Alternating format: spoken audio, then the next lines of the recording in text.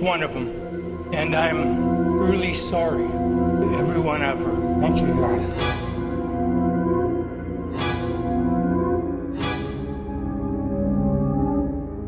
For 12 years, a ghost haunted California. He was called many names: the Visalia ransacker, the East Area rapist, the original Night Stalker, but these labels couldn't contain the scope of his terror. Later, he would be known by one infamous name, the Golden State Killer, his true identity. Joseph James DeAngelo, a former police officer who weaponized knowledge of law enforcement procedures to evade capture and manipulate his victims with clinical precision. Between 1974 and 1986, DeAngelo prowled through middle-class suburbs and peaceful cul-de-sacs, shattering the illusion of safety across 10 California counties.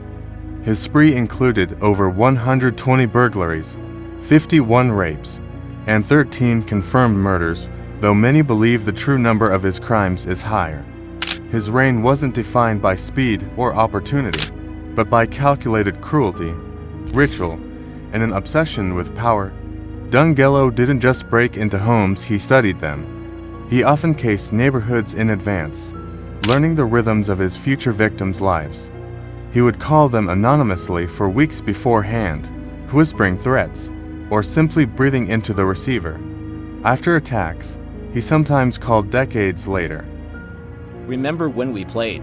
muttering phrases like "remember when we played," as if torment were a game he never wanted to end. At night, he slipped through sliding doors and unlocked windows. Once inside, he often lingered for hours, moving silently through homes, eating leftovers, taking trophies, and laying out weapons and ligatures in advance, all while his victims slept just a room away. This wasn't spontaneous violence, it was ritualistic domination. When attacking couples, he would blindfold and bind both partners, placing dishes on the male victim's back, saying that if he heard them rattle, he'd kill the woman. Then, forcing the man to lie helplessly still, DeAngelo would brutalize the woman repeatedly, sometimes for hours, taunting them with whispers and staging himself an omnipotent figure of fear. Afterward, he might sit and rest, sometimes quietly sobbing or whispering to himself. I hate you, Bonnie. I hate you. I hate you, Bonnie. I hate you. This wasn't random. Bonnie was the name of an ex-fiancée who broke off their engagement. DeAngelo's violence, in part, seemed to be a twisted revenge fantasy that metastasized into something far more monstrous. Each victim had a name, a face, a life violently stolen or forever changed. Among them, Brian and Katie Majori, newlyweds on an evening walk, were chased and gunned down in 1978. The first known couple killed, Charlene and Lyman Smith, found bludgeoned to death with a fireplace log. Charlene was raped. Dr. Robert Offerman and Deborah Manning, killed together in Goleta. He was shot. She was raped and shot. Keith and Patrice Harrington, brutally beaten in their home. Their murder eventually pushed Patrice's brother to advocate for the DNA evidence law that would help catch their killer. Janelle Cruz, just 18, was raped and murdered in 1986, his final known victim before vanishing into the quiet of suburban anonymity. Some victims survived, but carried the weight of his cruelty for life, terrified to sleep, haunted by dreams, and re-traumatized by each unanswered year. After the brutal rape and murder of Janelle Cruz on May 4, 1986, the Golden State Killer vanished. No more attacks, no more phone calls. He slipped into silence, leaving decades of fear and unanswered questions behind him.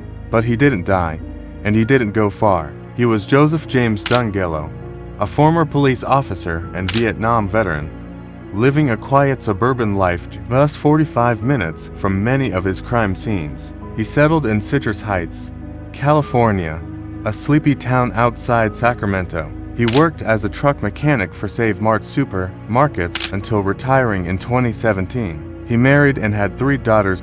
Neighbors described him as just a cranky old guy who yelled at people for getting too close to his lawn. He maintained a shed in his backyard, filled with tools, weapons, and strange items, some possibly linked to his crimes. He wasn't exactly invisible.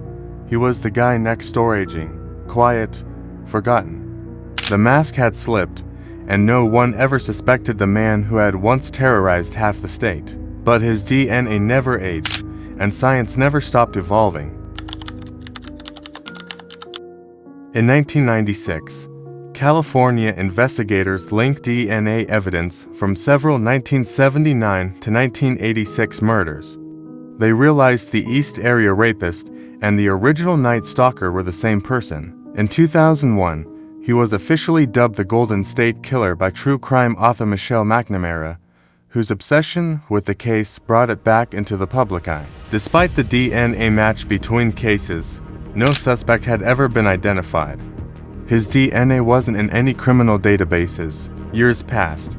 Then the breakthrough came not through criminal databases, but through ancestry websites, the hunt through genealogy. Detective Paul Hulse and a team of cold case investigators uploaded the Golden State Killer's crime scene DNA to a public genealogy site called GetMatch. This site wasn't meant for solving crimes, it was used by people searching for relatives. But the DNA returned a partial match to a man related to the killer, a distant cousin. From there, genealogists painstakingly built a family tree of over 1,000 people, trimming it down by geographic location, gender and age, criminal background, law enforcement connections. All leads pointed to Joseph James DeAngelo, a man who had once been a cop in Exeter, California, and later in Auburn until he was fired in 1979 for shoplifting dog repellent and a hammer. At the time, no one realized how symbolic that theft was. Tools of control and terror. Investigators placed DeAngelo under 24/7 surveillance in Citrus Heights. They followed him, watched his routines, and waited for him to discard anything containing his DNA. Their chance came. In April 2018, DeAngelo threw away a tissue in a public trash can outside his home. The tissue was tested, and the DNA matched the Golden State Killer's crime scene samples exactly. The arrest, April 24, 2018. In the quiet of a spring afternoon, just before sunset, a team of officers approached DeAngelo outside his home.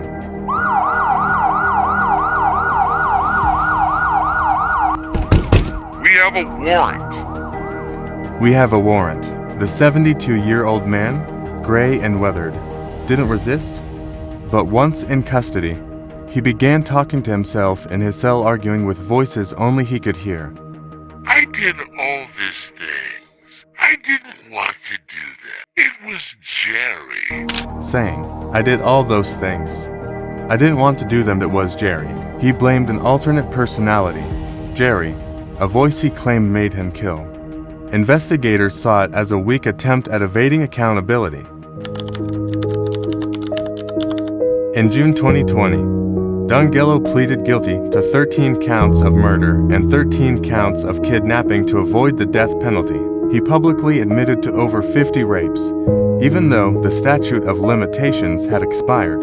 In August 2020, he was sentenced to multiple life sentences without parole, dying in prison being the only way out. Victims and survivors finally faced him, many for the first time speaking his name aloud. No longer afraid. Final notes on a predator's fall. The Golden State Killer hid in plain sight for 32 years. He walked freely in grocery stores. He mowed his lawn. He raised a family and went camping. But in the end, it was his past, his blood that betrayed him. His case not only shocked America, it reshaped law enforcement. Genetic genealogy is now used to solve hundreds of cold cases. Public debate continues over privacy versus justice in DNA usage. Michelle McNamara's posthumous book, I'll Be Gone in the Dark, and its HBO series helped drive the case back into the spotlight, putting pressure on the system to act.